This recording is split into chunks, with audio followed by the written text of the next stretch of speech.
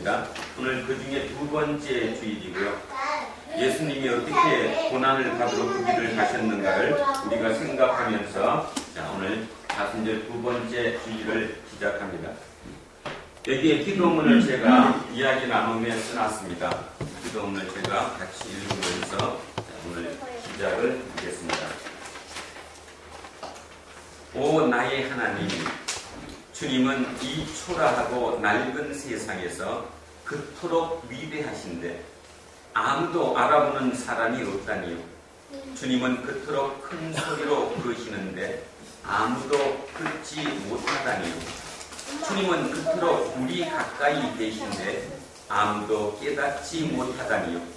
주님은 모두에게 자신을 내어주셨는데 아무도 주님의 이름을 알지 못하다니요. 어떻게 이럴 수가 있나요?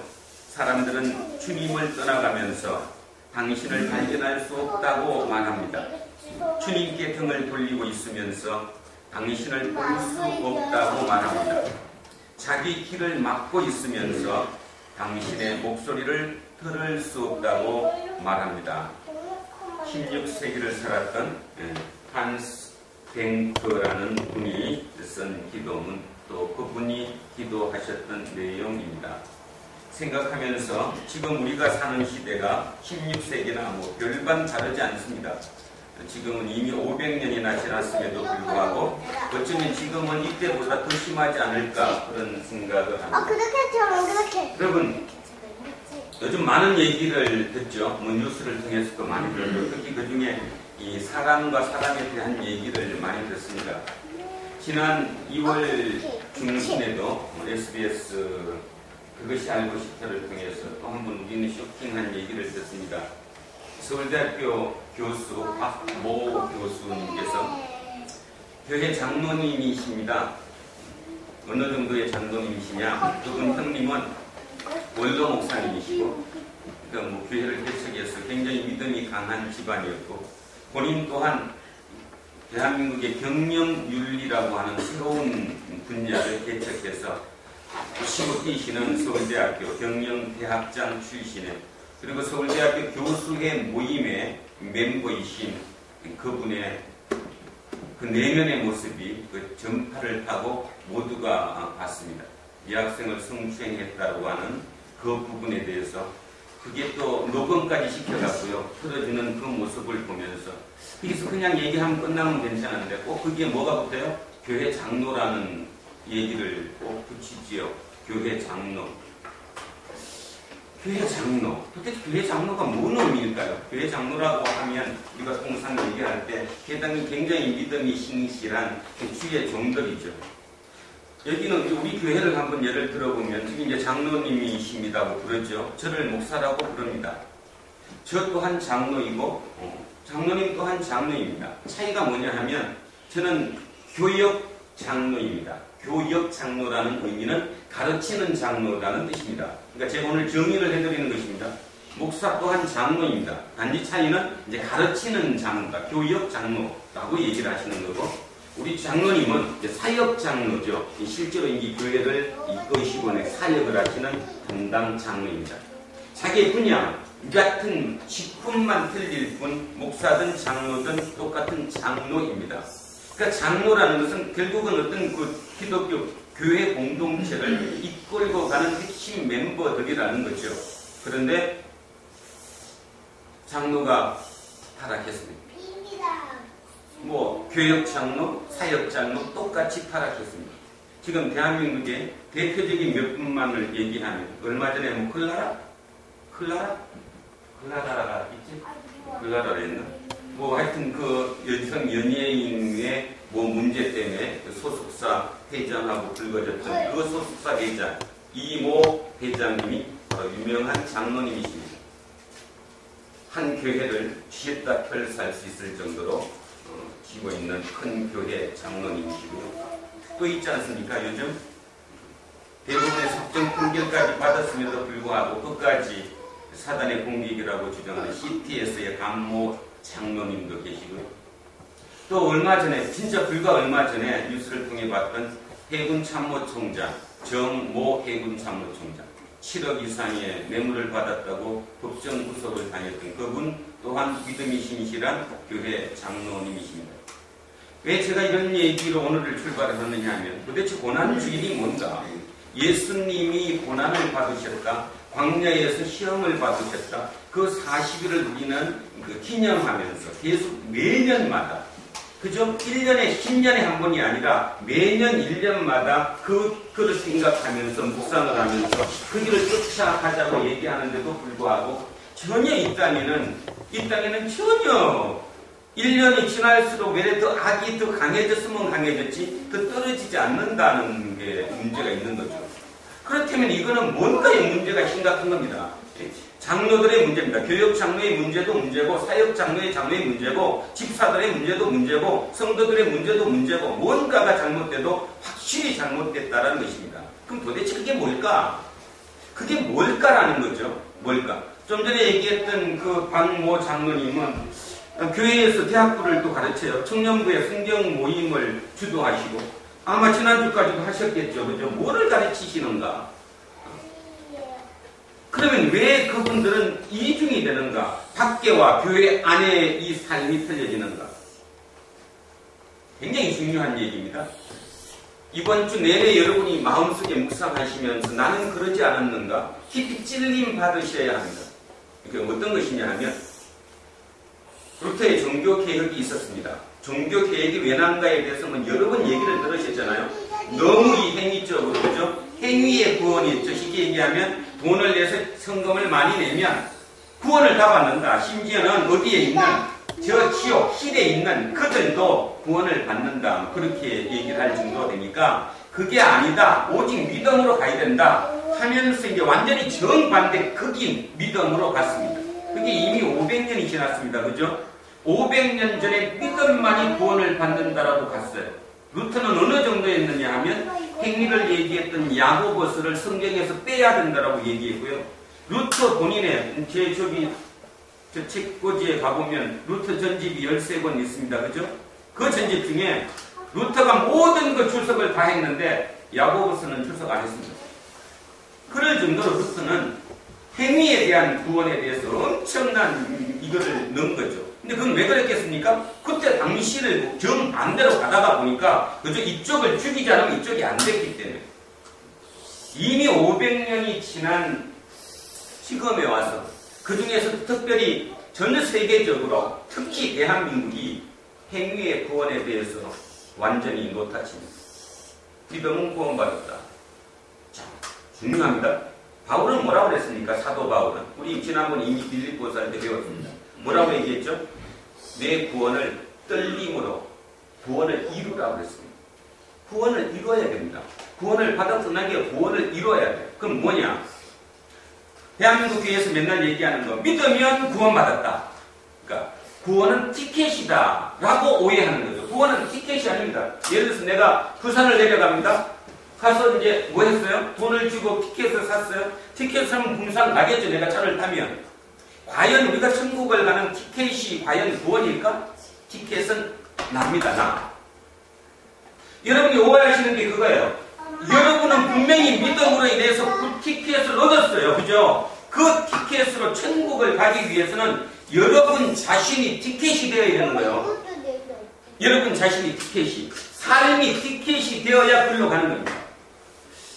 이런 얘기 오해 없이 좀 오늘 들으셨으면 합니다. 지금 제 말에 대해서. 혹시 또 저한테 달면 문제가 생기니까 제가 오해 없이 우리 교인이라고 얘기합니다. 어떤 신학자는 이렇게 얘기했습니다. 그 부분에 대해서 저는 어느 부분 인정합니다. 어떤 말인가 하면 지구별이 지옥이 아닐까? 저는 가끔 그 생각합니다. 여러분 그 생각 안 해보셨어요? 지구별, 여러분이 살고 있는 이곳이 지옥일 것이라는 생각 안 해보셨습니까? 그 말의 의미는 뭐냐 하면 만약에 불교식으로 얘기하는 거 제가 오해하지 말라고 했어요. 만약에 불교식으로 얘기해서 어떤 다른 견해서 우리가 어디로 떨어진 거예요 지금? 지옥으로 떨어진 거예요. 그런 생각 한 번도 안 해보셨어요? 난 젊었을 때 많이 해봤는데. 그래서 제가 지금 조심스럽게 얘기한다 했습니다. 교리도 따지지 마시고. 그럴 수 있잖아요. 만약에 제가 어떤 다른 별에서 지옥으로 떨어진 거라니까 지금. 그래서 이 지구별을 사는 거라니까. 그렇다면 저는 어떤 쪽으로 얘기하느냐 하면 그렇다면 나한테 지금 새로운 뭐가 생긴 겁니까? 새로운 소망이, 희망이 생긴 거예요. 왜? 다시 한번 천국으로 살아갈 희망. 그러니까 이 지구별에서의 삶이 이제 지금부터 뭐를 살아야 되느냐 하면 천국을 살아야, 지금부터 살아내야죠. 하나님의 나라가 이 땅에 올 수 있게끔 내가 이 땅을 살아 만들어 나가야 된다. 그러면 자동적으로 나는 다음으로 천국으로 이어지겠지만, 만약에 지금 이 땅의 삶도 똑같이 지옥의 삶으로 계속한다면, 그렇다면 뭐 뻔한 거 아니에요? 결국 똑같은 지옥으로 가는 거죠. 혹시 뭐 이렇게 생각할 수도 있습니다. 나는 이 땅에 사는 게 지옥이 아니고 천국인데, 뭐 그럴 수도 있겠죠. 그럼 그 천국 영원히 사십시오. 그 천국 영원히 사시면 되고. 지옥에 천국을 가는 티켓은 믿음으로 구원을 받는다. 분명히 받습니다. 그렇다고 해서 그 티켓이 안 가지고 세상 밖에서는 딴짓하고 하다가 교회 안에 들어와서는 티켓만 갖고 간다는 그 개념은 아니라는 것. 그래서 아마 저는 오늘 그 생각을 가지고 여러분과 같이 나누고자 합니다. 우리는 이렇게 생각합니다. 세상에서 죄를 짓고, 그리고 뭐라 생각해요? 제가 이렇게 설교해도 이 중에 많은 사람들이 그렇게 생각합니다. 목사님, 그렇게 설교하지 마십시오. 세상 나가보세요. 죄 안 짓게 살고 있나? 살 수 있나? 세상 밖에 나가서 살아보시라고. 거기서 내가 어떻게 죄를 안 짓고 살 수 있겠냐? 그렇게 저한테 얘기하실 수도 있습니다. 그래서 전부 다 세상 나가서는 죄를 짓고 살아. 그리고 그 죄를 씻어주는 곳이 교회야. 그러니까 일요일마다 교회를 왜 나오느냐 하면 일주일 동안 지은 죄를 씻어달라고 오는 꼴이 되는 거지. 그 일이 계속 반복되면, 바라고 책방에도 반복되면 그건 구원이 없는 거죠. 우리는 지금 그런 딜레마에 빠져 있는지도 모릅니다. 어쩌면 아까 얘기했던 그 박모 장로님도, 정모 장로님도, 이모 장로님도, 그죠? 그분들도 그렇게 생각하고 사셨을 것이라고 생각합니다. 어쩌면 그래서 그분은, 이모 회장님은 수백억 대 수천억 대의 돈을 벌고 계열 그룹을 거니고 있는 기업주가 됐을 것이고, 정모 장로님은 한 군의 최고 통수권자까지도 올랐을지도 모르겠죠. 뭐 충분히 그럴 수 있다고 생각합니다. 오늘 진짜 이 42번째 주일에 우리 두란노 교회가 기억해야 할 사실이 뭐냐면, 그건 아니다는 거예요. 여러분 또한 만약에 지금 그 개념으로 세상에선 죄를 짓고 그 지은 죄를 여기 와서 사함받기 위해서 오늘 예배 드리러 오시는 그 반복이 계속된다고 여러분 만약에 마음속에 그런 생각을 하신다면 여러분은 심각한 것이다, 그런 것입니다. 그래서 오늘 아주 깊은 생각으로 구원이 뭘까, 또 구원을 어떻게 이루어야 될 것인가, 예수님께서 도대체 우리를 위해서 죽으셨다는 그 고백이 도대체 뭘 의미할까, 자, 깊이 생각하시는 저와 여러분 되기를 주의 이름으로 축원합니다. 자, 오늘의 설교 제목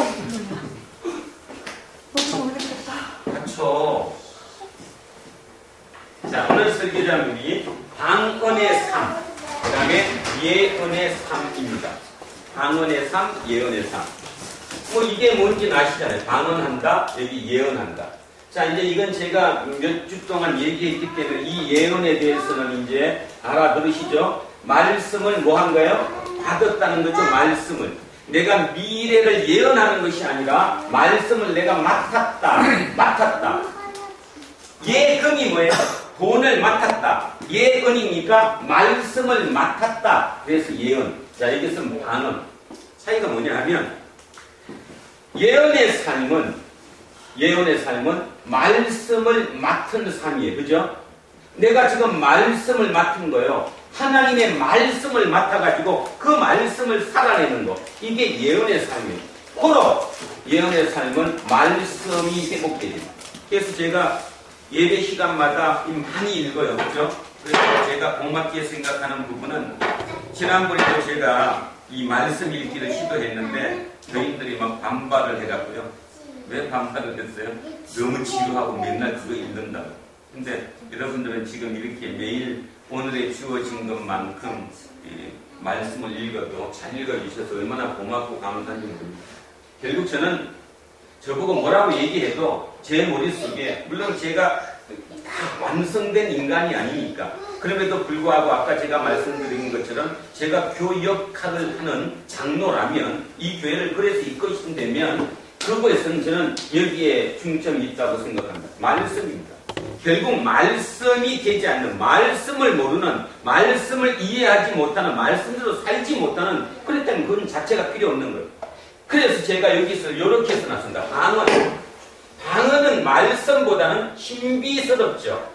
신비스럽습니다.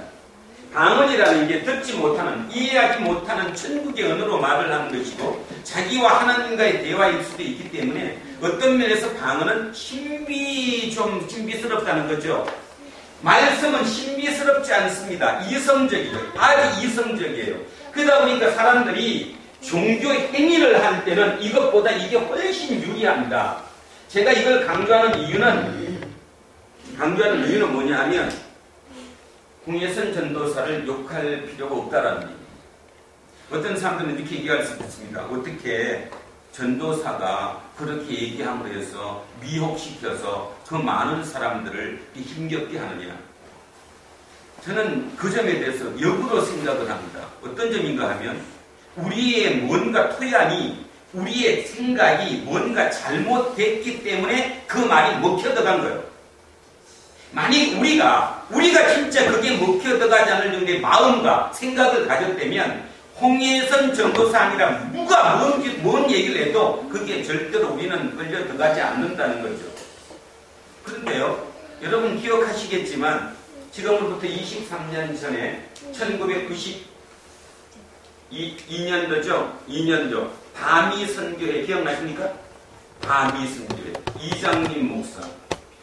그때 TV 중계까지 하고 그랬던 것도 기억나실 겁니다. 다미 선교회.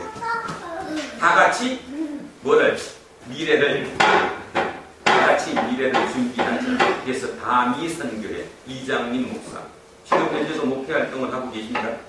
이름 바꿔갖고요. 그분이 그 10월 28일 날, 92년도 10월 28일 날 밤 12시에 뭐 한다고?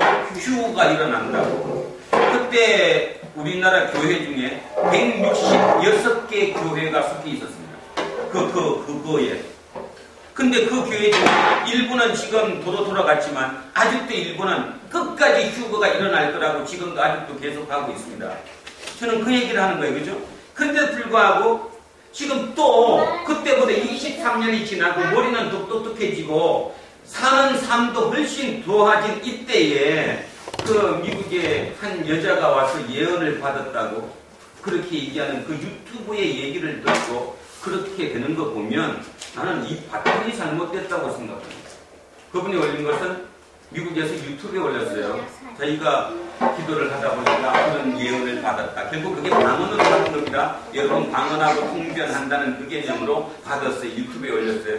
첫 번째 올리니까 여러 사람 밑에 댓글도 달고 막 이렇게 이 조회수가 높아졌어요. 재미들렸나봐. 두 번째 또 올렸어요. 세 번째 올리고 나니까 한국의 모 교회 목사님이 초청을 했어요. 와서 직접 여기 와서 얘기해달라고. 그래서 한국에 들어와서 그렇게 쑥대밭을 만들어 놓고 있습니다. 쑥대밭을 만들어 놓고. 과연 예언 받았을까요? 안 받았을까요?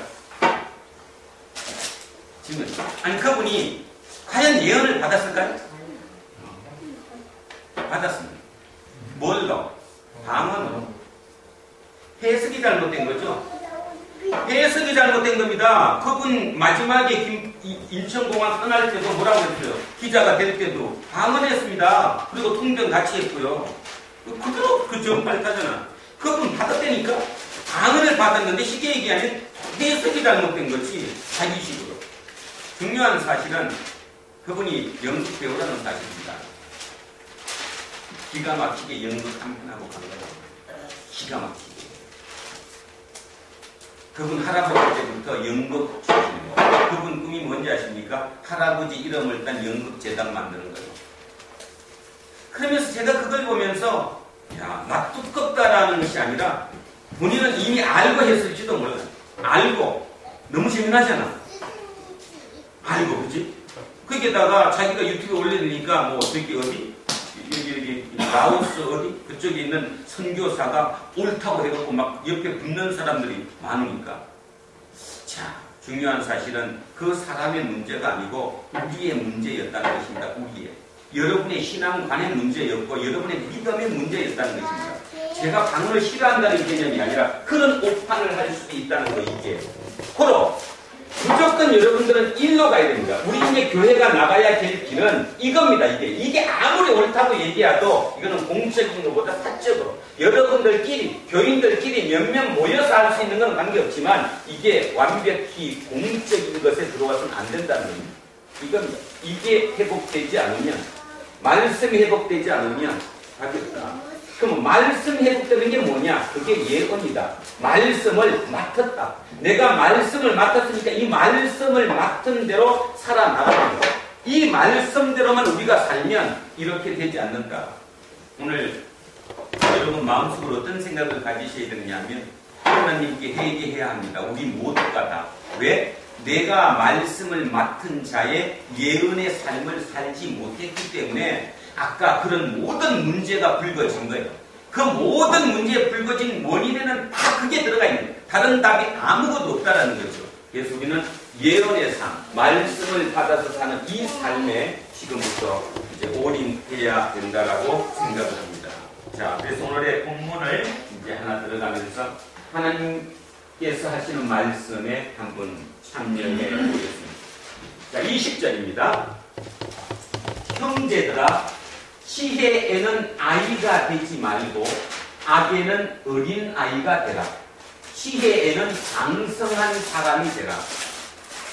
여러분, 지금 우리 고린도전서 몇 장 하고 있죠? 14장. 14장이 뭐의 내용이었죠? 지난주? 네? 13장이 사랑이었고 13장이 사랑장이었고 14장 지난주에 했고 이제 오늘 두 번째 하는데 14장이 뭐였어요? 예언과 방언 문제잖아요. 예언하고 방언 문제 때문이거든요. 그런데 지금 여러분 좀 이상하지 않습니까?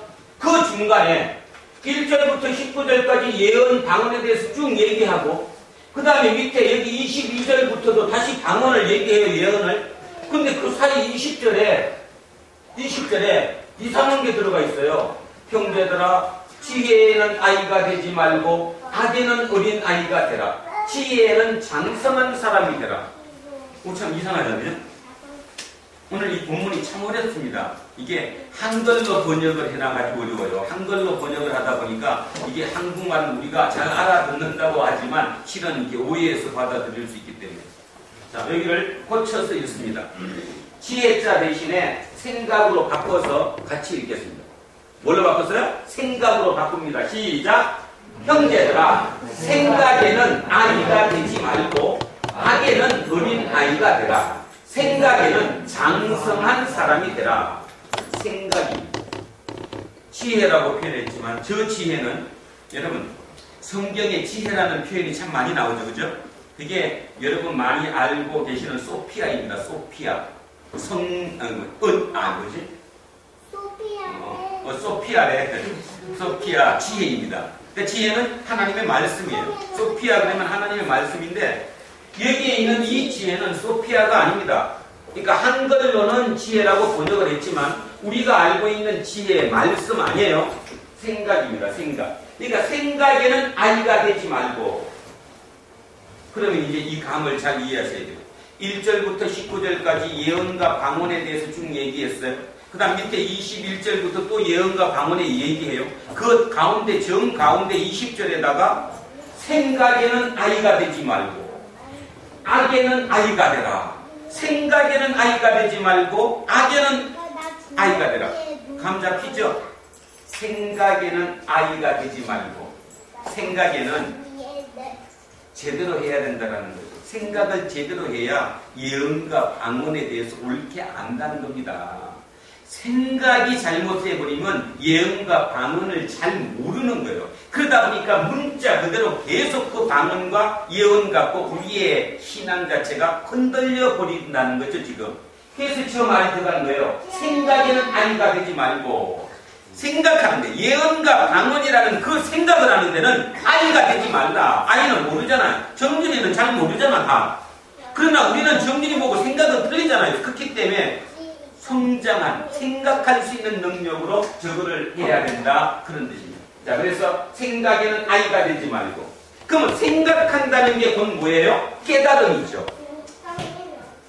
예, 고맙습니다. 어디서 이런 게 나왔겠어? 이거 어디서 나왔어?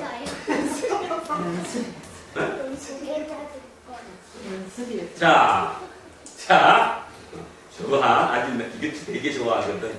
자, 봐. 자, 보시면 이런 겁니다. 한 장 더 줘봐. 뭐야? 아이고. 울지 마. 아이고, 참아. 아이고, 잘 참는다. 자, 깨닫다가 뭐죠? 생각을 커진다는 것은, 생장이 성장한다는 것은 깨닫는 거예요. 자, 예를 들어 보겠습니다. 내 생각이 이랬습니다. 그죠? 이 생각을 놓아있는 상태에서 밖에서 어떤 말이 들어가도 안 바뀝니다. 그래서 여러분, 사람 안 바뀌는 거예요. 사람이 안 바뀐다는 말은 사람이 안 바뀐 게 아니라 생각이 안 바뀐 거라니까. 자기 생각을 죽어도 안 바꾸는 거예요. 그러니까 밖에서 어떤 얘기가 들어와도 다 밖으로 흘러나가게 돼요. 부딪혀갖고 들어 다 풍겨나가. 그런데요, 간혹가다 어떤 사람은 요거를 깨요.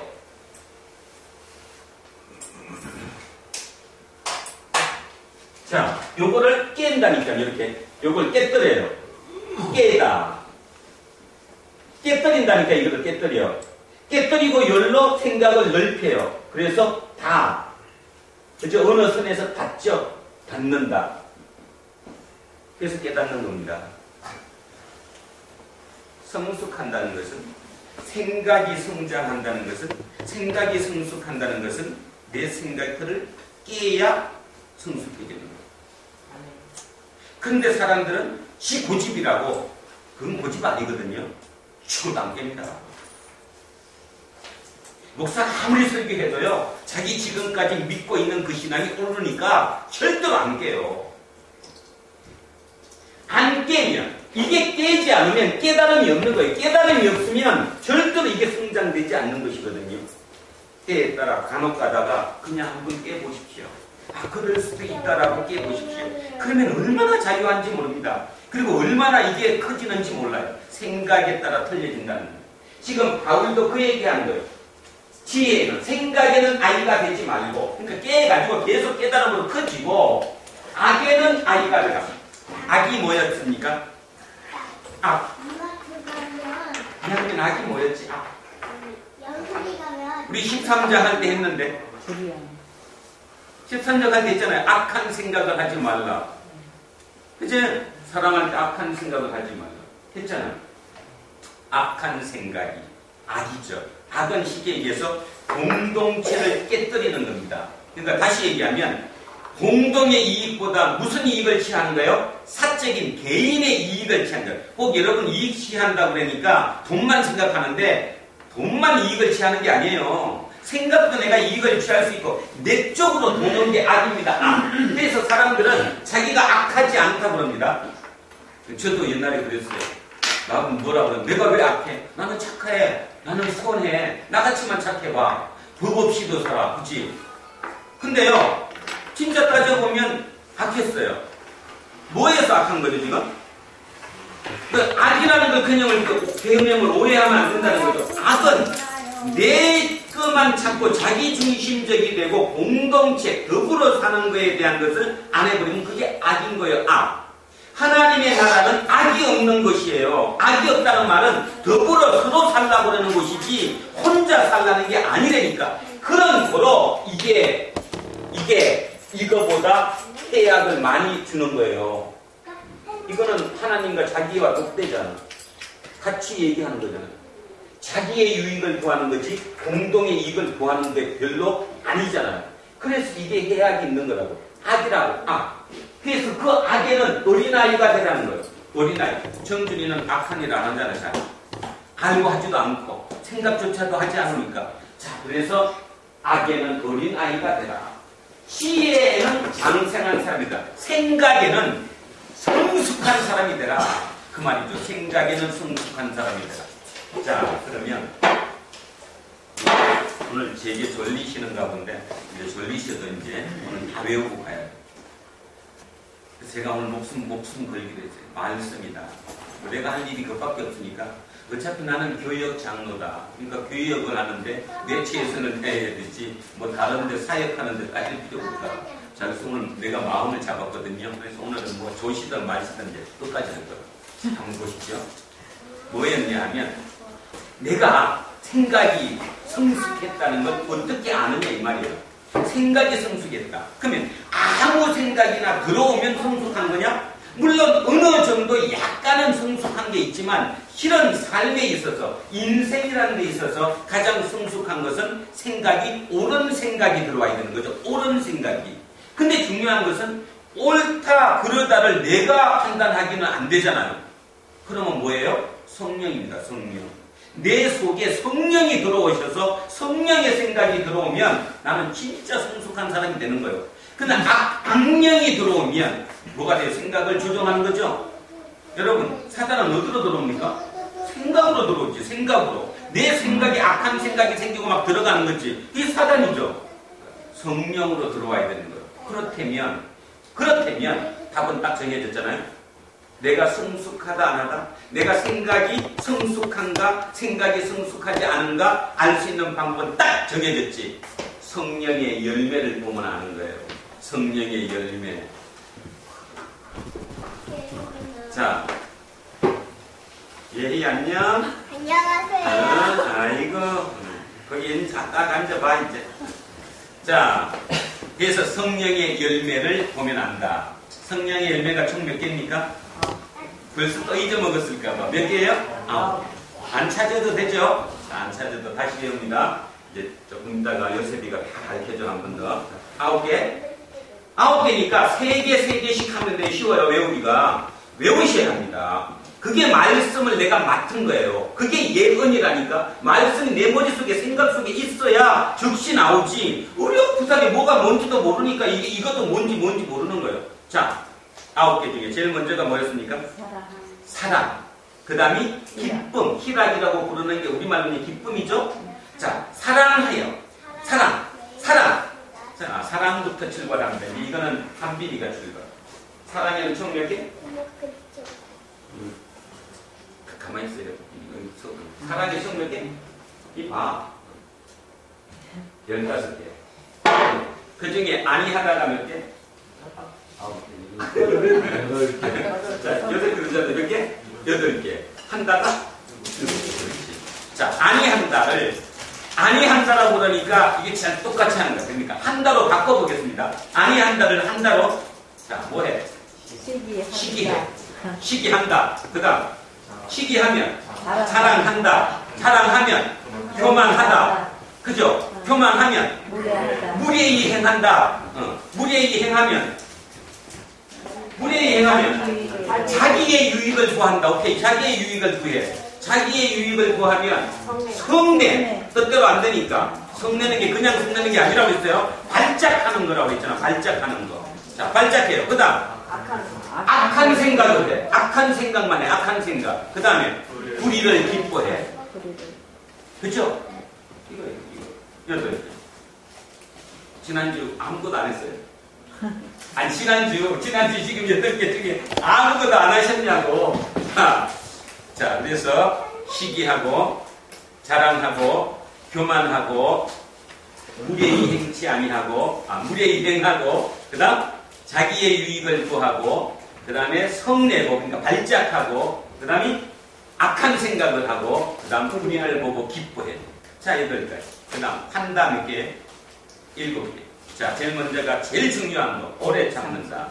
오래 참는다. 그 다음에 오래 참으면 온유할 수 있다. 이 온유는 뭐라고 했어요? 친절해진다 했지. 내가 어제 참았기 때문에 오늘 얼굴 웃을 수 있는 거지. 만약에 제가 지난주에 본 사람하고 싸웠어. 그냥 한바탕 붙었다고. 그럼 오늘 어떻게 웃어? 그죠? 그럼 참았기 때문에. 내가 참았기 때문에 웃을 수 있는 거. 친절할 수 있는 거예요. 친절하다. 그 다음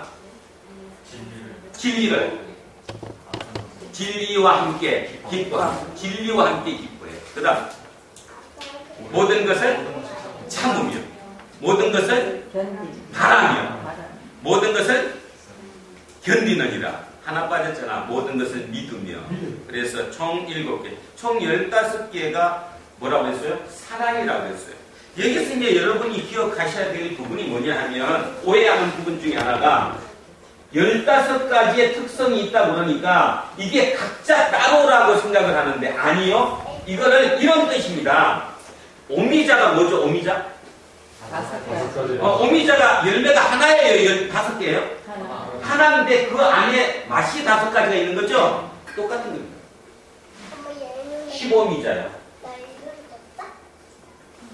사랑은 15미자라니까.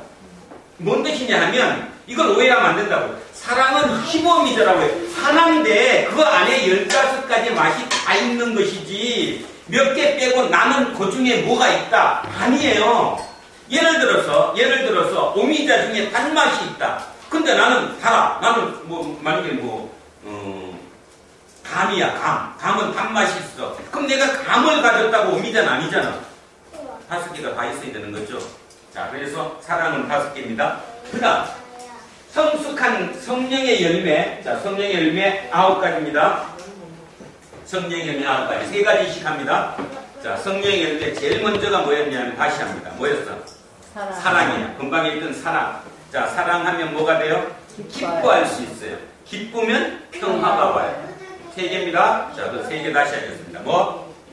사랑, 기쁨, 평화. 자, 또 3개 합니다. 그 다음 2번째 가운데 3개는 인내, 오래 참음이지. 오래 참음, 인내. 인내하면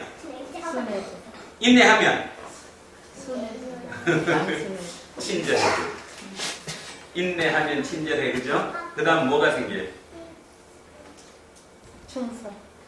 충성 전에 그 옛날 성경으로 하면 양선이잖아요. 양선. 선하다 이 말이야. 선하다. 착하다 이 말이죠. 선해요. 3개죠? 자, 마지막 3개. 충성이에요. 충성이 다른 말로 뭐냐면 신실하다는 겁니다. 신실. 하나님께 온전히 신실해. 자, 신실하면 뭐예요? 온유해요. 신실, 온유. 마지막이 뭐죠? 절제입니다.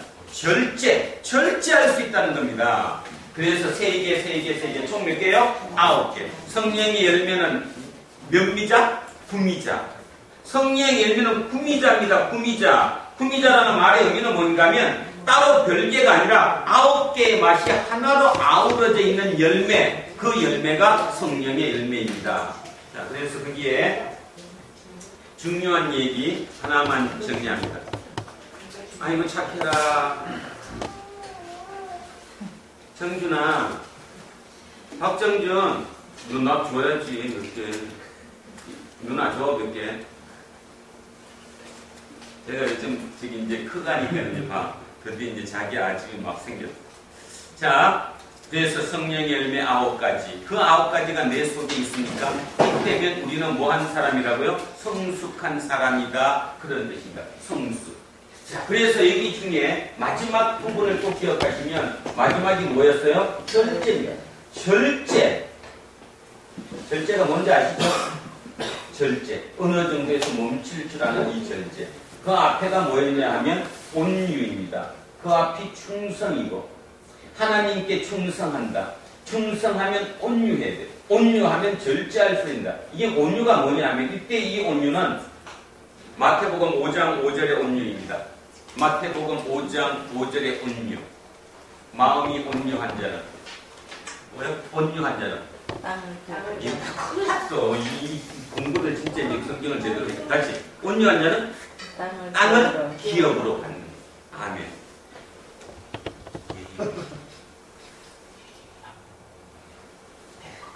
내가 이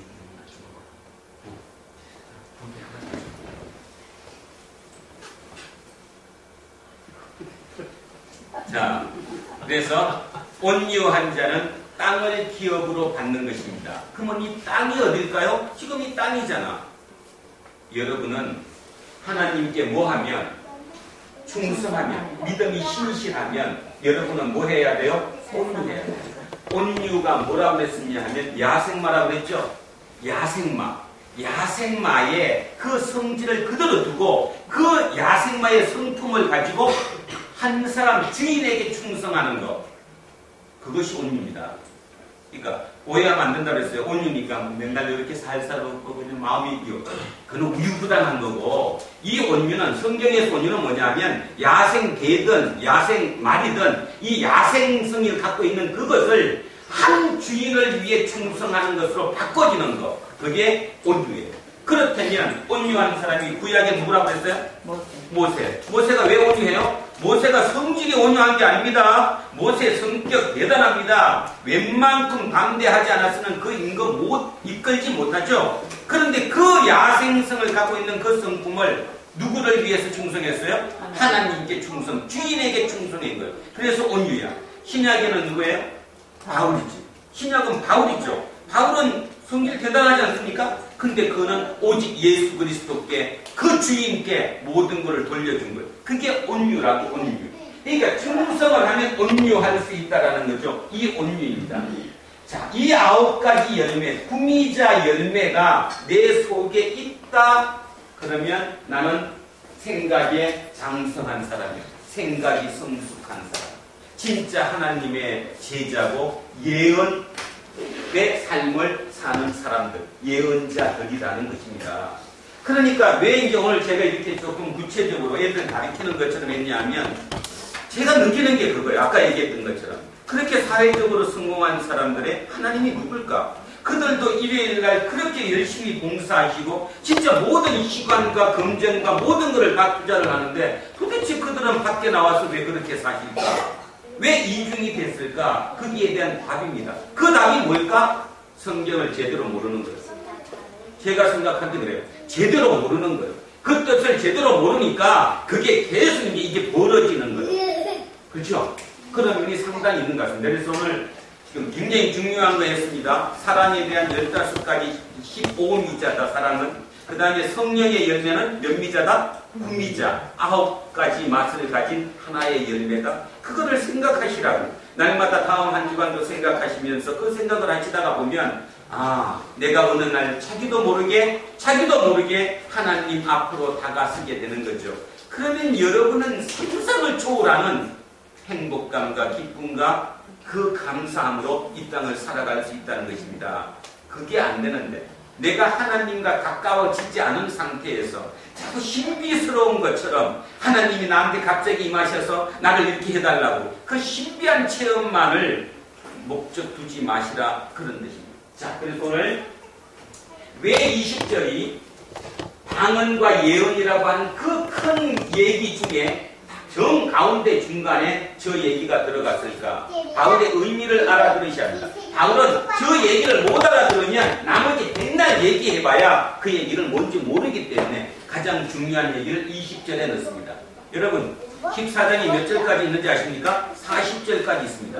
14장이 40절까지 있는데 정확하게 정 가운데 20절에 저 문구를 집어넣어놨어요.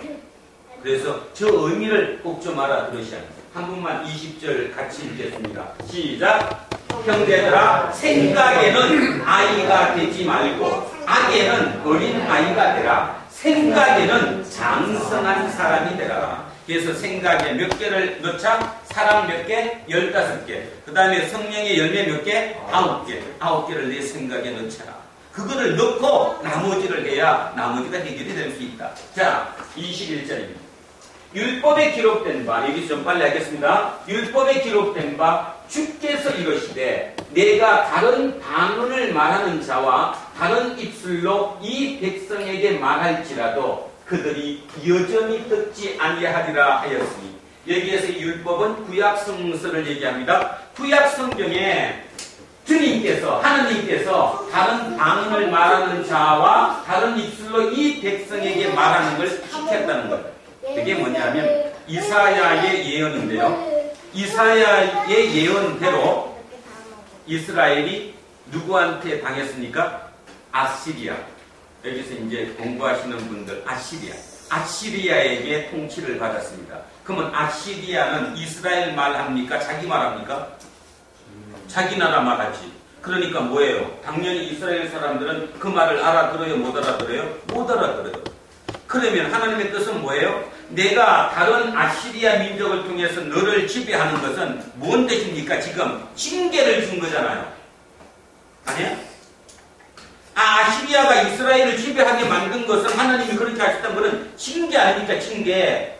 그럼에도 불구하고 이스라엘 백성들은 그들을 징계로 알았어요? 몰랐어요? 몰랐다는 거예요. 왜 몰랐을까? 말이 안 통하니까. 그 말과 이 말을 그들이 아무리 얘기해도 내 말을 못 알아듣으니까.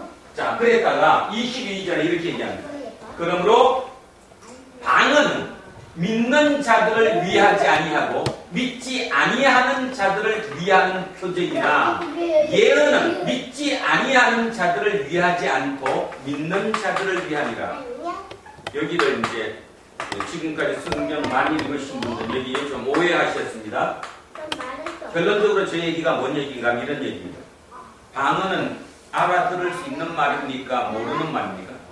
못 알아듣는 말이죠. 못 알아듣는 말 방언으로 아무리 해도 그 방언은 저 사람을 믿게 만들지 못한다는 뜻이에요. 방언으로 아무리 얘기해도 저기 안 듣는 저 사람을 믿는 자리로 옮겨오지 못한다는 뜻입니다. 이거 해석 잘 하셔야 됩니다. 이거 많이 틀립니다. 심지어는 성경 분석에도 저 표현을 잘못해놨습니다. 다시 얘기하면 이런 뜻이에요. 방언으로 아무리 얘기해도 방언은 새로운 사람을 믿는 자리로 옮겨오지 못한다는 거예요. 그러니까 방언은 누구의 표적이에요? 믿지 않는 자들의 표적이에요. 쉽게 해서 그 사람을 믿는 자리로 못 옮겨오는 거예요. 더 이해를 쉽게 하려면 만약에 오늘 저기 끝나고 난 뒤에 여기 요 밖에 나가셔가지고 방언으로 전도 한번 해보세요. 전도 됩니까? 안 됩니까? 아니 방언으로 막 전도를 해. 그 사람이 못 알아듣잖아. 전도 안 되는 거죠. 그 소리입니다. 고로 예언은 믿지 아니하는 자들을 위하지 않고 믿는 자들을 위함이니라. 이건 뭔 뜻이냐면 이건 이 뜻이에요. 예언은 말을 알아듣기 때문에 저 사람을 믿는 자리로 옮겨올 수 있게 하는 거죠. 자, 결론. 방언은 뭐라고요? 어느 누구도 방언은 믿는 자리로 옮겨오지 못해요. 예언은 어때요? 그 사람을 믿는 자리로 옮겨올 수 있어요. 알아들으니까. 그래서 21절이 들어간 거예요. 21절에 아시리아가 이스라엘을 통치를 해도 분명히 그게 하나님의 징계가 하나님의 사인을 준 것인데도 불구하고 이스라엘은 그거를 알아들었어요? 못 알아들었어요? 못 알아들었어요. 왜 못 알아들었어요? 말이 안 통했기 때문에. 똑같이 그러므로 똑같이 방언도 믿는 사람들을 믿는 자리로 옮겨오지 못하는 거예요. 그러나 예언은 믿는 자리로 옮겨올 수 있는 거예요. 말을 알아들으면. 그 다음 23절입니다. 그러므로 온 교회가 함께 모여 다 방언으로 말하면 알지 못하는 자들, 여기서 알지 못하는 자들은 거기 주석의 밑에 보면 이렇게 나와 있죠. 뭐라고 나왔냐면 은사 받지 못한 자들. 그러니까 똑같은 고린도 교회 공동체 내에도 은사를 다 받는 게 아니니까 못 받은 사람이 있을 거 아니에요. 그들이나 믿지 아니하는 자들, 그러니까 믿지 못하는 자들이 들어와 너희를 뭐 했단다? 미쳤다 하지 않겠느냐. 이런 이해 가시죠? 만약에 오늘 지금 우리 교회가 모두가 여기 성도가 막 큰 소리로 방언을 막 해요. 저 밖에 누가 지나가다가 이게 뭐야 하고 들어온 거예요 지금. 그지? 믿지 않는 사람이 여기를 들어와서 저 문을 딱 여는 순간 뭐라고 얘기할까? 미쳤네. 미쳤네 그러겠지. 그래서 여기 미쳤다 하지 않겠느냐. 원문은요 뭐냐 하면 원문은 우리는 그래도 말을 이렇게 성경이니까 멋있게 미쳤다라고 썼는데 원문은 발광하다입니다. 발광하다. 발광하다. 발광이 뭐예요?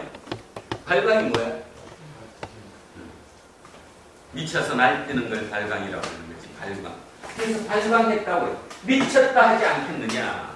그러면 이해 가시죠? 방언을 아무리 얘기해도 믿지 않는 자거나 또 방언의 은사가 없는 사람들은 그거를 들으면 저 발광하고 있네 이렇게 얘기할 것이라는 거예요. 그러니까 그들은 믿는 자리로 옮겨오지 못한다는 거예요. 자, 24절. 그러나 다 예언을 하면 믿지 아니하는 자들이나 알지 못하는 자들이 들어와서 모든 사람에게 책망을 들으며 모든 사람에게 판단을 받고 그 마음에 숨은 일들이 드러나게 되므로 엎드려 하나님께 경배하며 하나님이 참으로 너희 가운데 계신다 전파하며. 자, 24절 이제 그만 주시고 24절 25절 같이 읽습니다. 자, 24절부터 같이 읽습니다. 자, 큰 소리로 깨게 시작. 그러나 다 예언을 하면 믿지 아니하는 자들이나 알지 못하는 자들이 들어와서 모든 사람에게 책망을 들으며 모든 사람에게 판단을 받고 그 마음에 숨은 일들이 드러나게 되므로 엎드려 하나님께 경배하며 하나님이 참으로 너희 가운데 계신가 전파한대잖아. 누가 전파했어? 내가 전파했어 이거? 내가 전파했죠. 굉장히 이 문장이 어렵습니다. 쉽게 한 게 뭐냐 하면 사도행전 2장 7절입니다. 뭐죠? 사도행전 2장 7절. 베드로가 뭐를 받았습니까? 성령을 받았습니다. 그러니까 모창국 길거리에 나가서 예언을 했죠.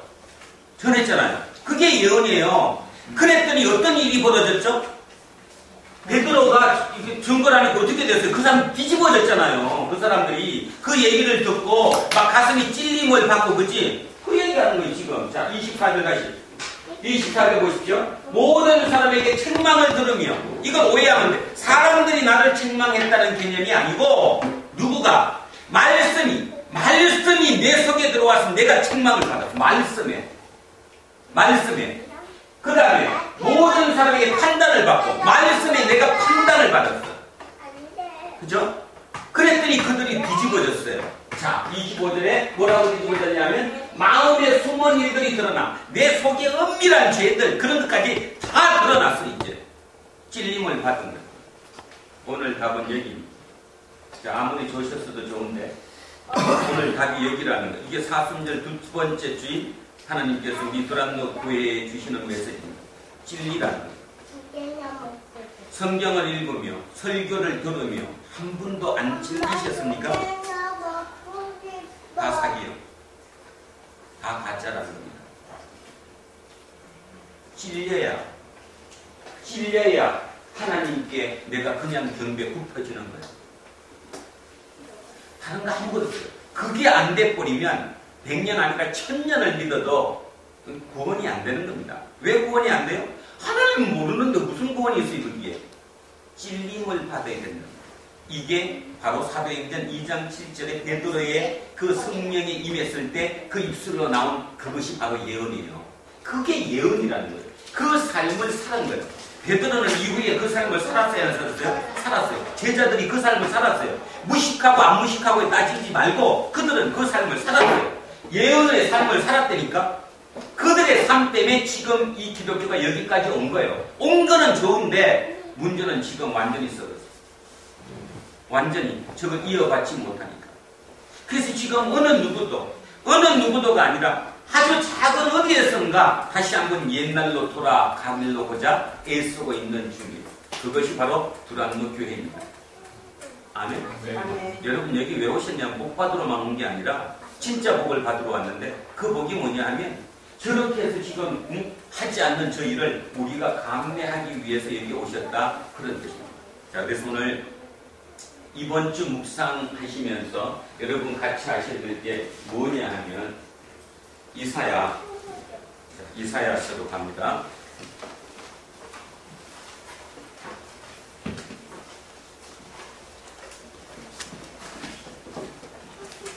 (58장 12절입니다) 이사야 58장 12절 1039쪽에 있습니다. 1039쪽.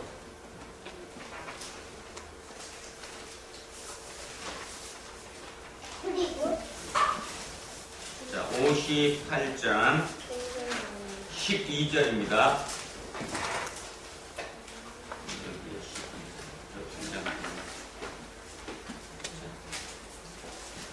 58장 12절.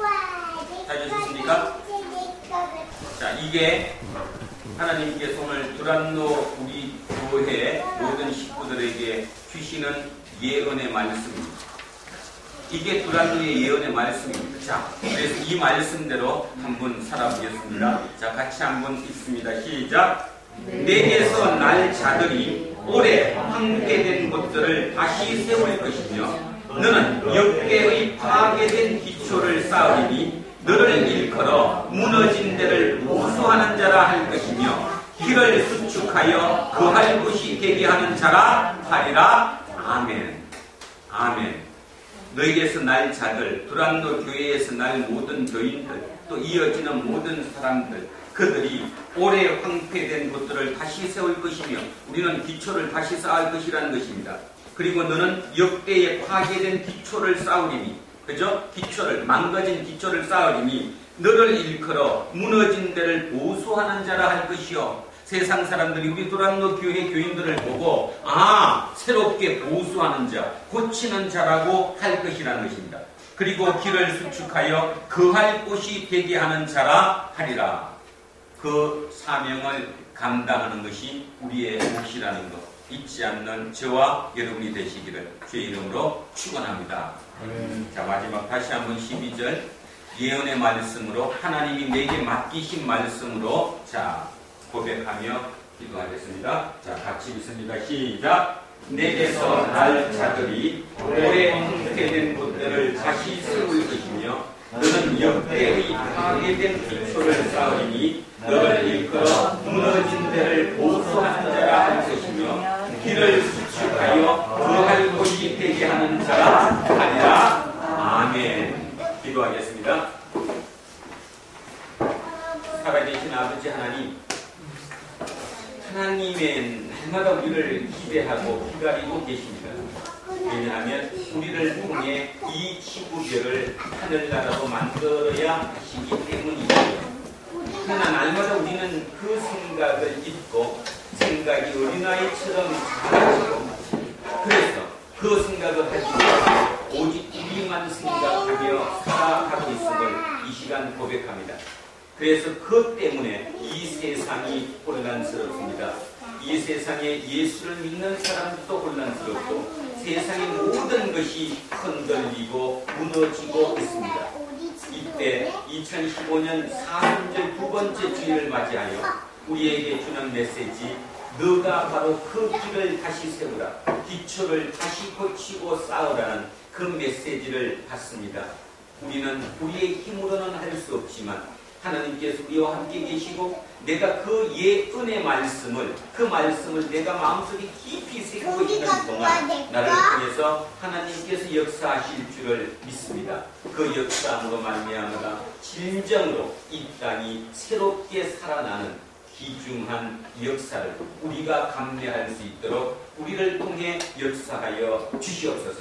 특별하게 이 중에 우리 아이들을 위해 통일한국의 리더가 될 수 있도록 날마다 하나님 저들의 마음을 보이시고 훈련시키시고 강하고 담대하게 훈련시키셔서 온전히 통일한국의 새로운 큰 리더들로 굳게 세워 주시옵소서. 감사드리며 거룩하신 예수 그리스도 이름으로 기도드립니다.